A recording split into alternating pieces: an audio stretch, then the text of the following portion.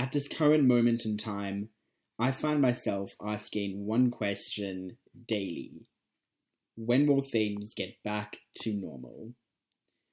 Like many big questions, there are various underlying questions here. When will the streets be full again? How long until I can see my loved ones?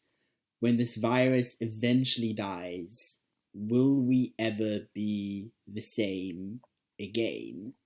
Should we ever be the same again?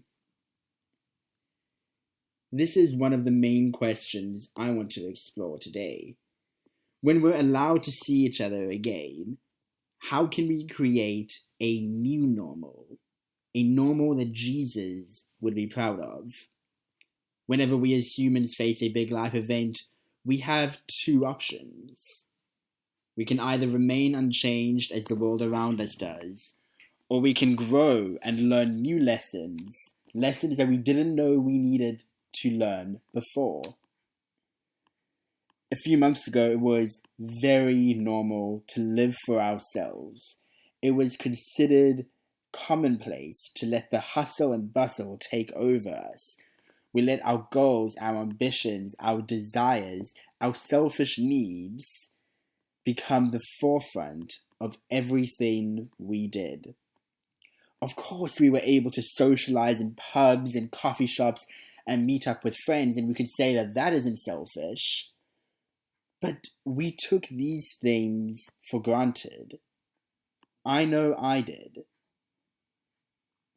It was far easier to view ourselves as an individual in a workplace or as an individual in a group of friends rather than a part of a team who can make a marked difference to the world around them. We see ourselves as an individual rather than a key member of a community. Before lockdown, our neighbors and the vulnerable in our communities may not have been at the forefront of our minds. Now they almost certainly are.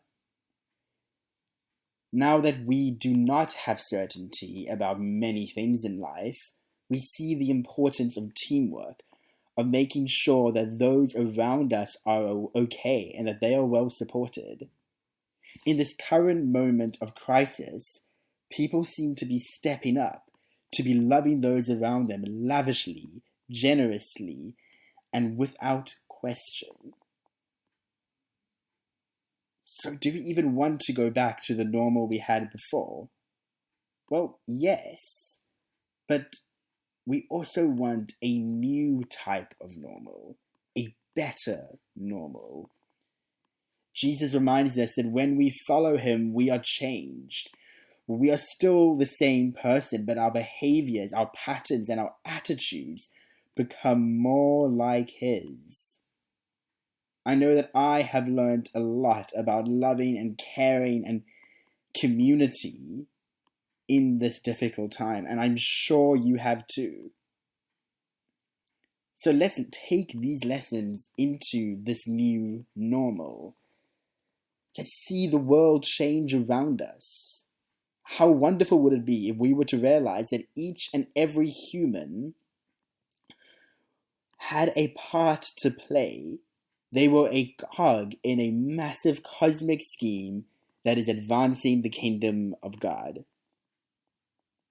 So when we get back to normal, let us not neglect the love and care and compassion that we constantly show each other today. When life eventually goes back to normal, let us not remain unchanged, but rather let us see ourselves grow into the person that Jesus wants us to be.